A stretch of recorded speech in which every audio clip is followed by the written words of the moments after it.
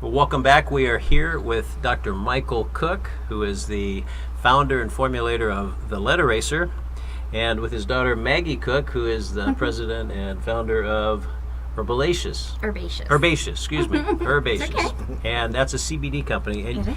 Maggie, I want to just start with your story. Okay. Because we mentioned earlier that you really are a miracle, just sitting here. And Really it's is. very possibly that if things hadn't gone the way that they did go, that you wouldn't be sitting here. That's very Tell true. us That's a little absolutely bit about correct. how that started and bring us up to speed. Okay. So a little after my 20th birthday, I developed a migraine. I had migraines all the time when I was younger, and this started like any other, and then it never went away. So I had one long migraine that lasted about 12 years. And Wow. because I was having so much pain for all day, every day for 12 years, my body reacted negatively to that. My goodness. Yeah, so at some point your body can't take that level of pain Yeah. when you try and function with it. So it finds other ways to survive. In my case, I developed a seizure disorder. And so anytime the pain or any stress would get too much, I would have a seizure. My goodness. Right, and they sort of explained that it was a little bit like a computer crashing and having to restart. So the seizure is like the crash, and then you wake up and you have to sort of reset the system. So walk me through a typical day back then. How many seizures in the course of a day would you have? Well, at the worst, I would have up to about 20 grand mal seizures a day. Wow. My goodness. So the day we moved here, actually, I had 18 while we Oh, were in the goodness. airport and in the plane and And going they back didn't and want to forth. really bring her. They didn't. They were really upset. They wanted her off the plane, right? Yeah, they people tend to get very nervous when a person has a seizure, and they want to call the ambulance and make sure that they see a doctor. But it was Yeah. such a normal part of my daily life that it would have been silly to call the doctor goodness. every time. So you didn't have a normal life for all those years. I didn't, and actually, because I was having so many seizures, I was down to about 90 pounds, and I was in a wheelchair because I couldn't stand up. My legs wouldn't support me anymore.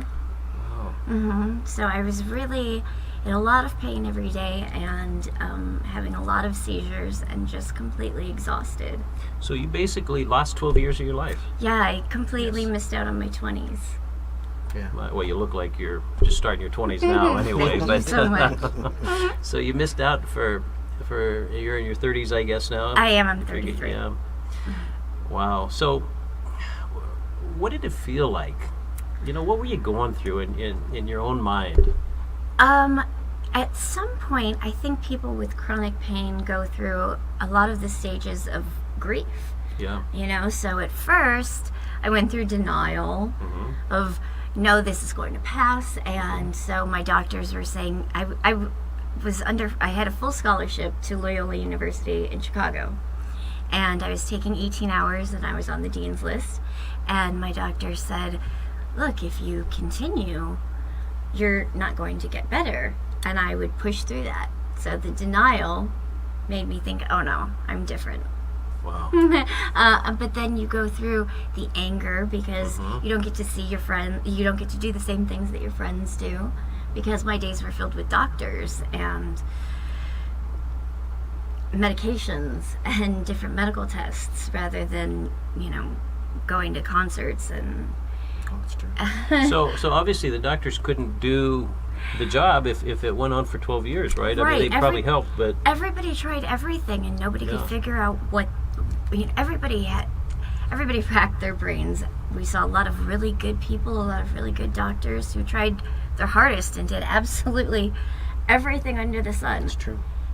my goodness. Yeah, I think and we saw about 50 or 60 doctors correct, altogether. yeah.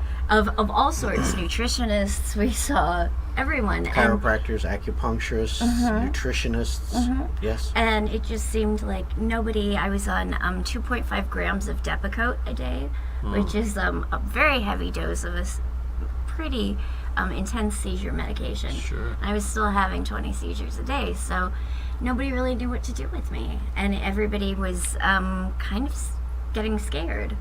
So it Oh, had to be yes. sort of a hopeless feeling. I mean, you were losing hope, weren't you? I was, because I was inching closer and closer to death, and I was So were her mother and I. I mean, we were Imagine. devastated every day. I mean, we cried almost every day, yeah. and you know, we tried and tried and tried everything and tried to make her life as wonderful as we could, And we they just did. couldn't. But we just couldn't. I mean, there's just you know, you feel so helpless. So fortunately for you, you had the old man has a medical background. Yes, and so does my mom. So so they were able to jump in there and help, right? They were. So tell us about that. lucky. Okay, so I had someone who suggested we had exhausted every pharmaceutical option, everything we Dozens, possibly. dozens. And then actually the CFO of our company suggested to me one time, you know, perhaps you should go another natural route and try medical marijuana, Yes. because I've heard that really helps with seizures and pain. So I tried that, and it was the only thing that gave me a little bit of relief. Wow. So I noticed a difference in my seizures, and I noticed a little bit of pain relief. And so when we moved out here from Chicago, it was mainly to get the medical marijuana license. Because it was not legal yet in Chicago. Right. It is I now. see. Yeah. Right. And so once I was able to pick my strains and go for seizure-specific strains, we noticed an improvement. Yes. During that time, Yes. we were still doing a lot of independent research. And so Dad found something called CBDs, Yes. which is short for cannabidiol.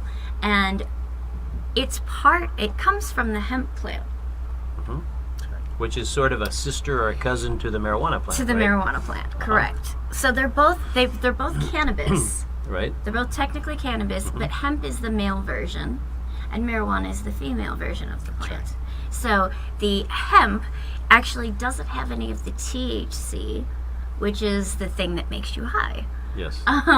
Hemp is full of cannabidiol, or CBD, and that has all of the medicinal properties that work with your body's own endocannabinoid system and work towards healing your body naturally.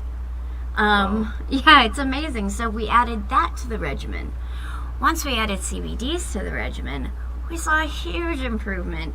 I went from 20 seizures plus a day to maybe 1 or 2 a month.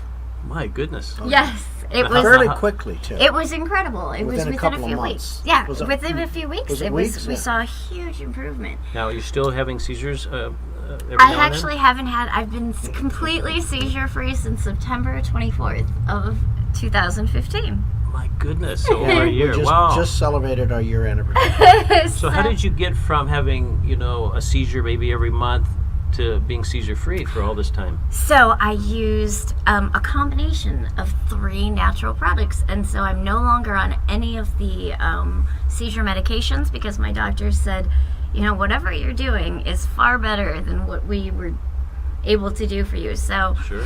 just please continue down that path, and you don't have to be on the seizure medication anymore. That's right. So I'm completely Goodness. off that, which is nice. Congratulations. Thank you so It was much. the miracle that we were praying for and Yeah. hoping for 13 years. Right. really. So And there's isn't it interesting, because it's the plant from God. Yes. It's a natural plant that has always been here, and Been Exactly. around that was for the as solution. long as mankind has Uh-huh. been here. And it's Yeah. been used for ceremonial things, but even when you look into the older text and the older research, it does show that many, many people, Native Americans included, used it medicinally. They chewed on it, they smoked it, they made tea out of it. Right. A lot of the Asian countries made tea from it. And Yeah. the tea, the one that didn't get them high or stoned, actually helped them feel better. Absolutely. Well, listen, when we come back, I want to hear all about your products, Okay. because you found something. I mean, it changed Yes. your life, obviously, It in a did. major way. And so now you want to share that. So you created I this do. amazing company now called Herbaceous. Correct. And I want to hear all about the products and what you plan to do with that. And, I'm excited to it's tell going to be you. exciting. So we'll be right back.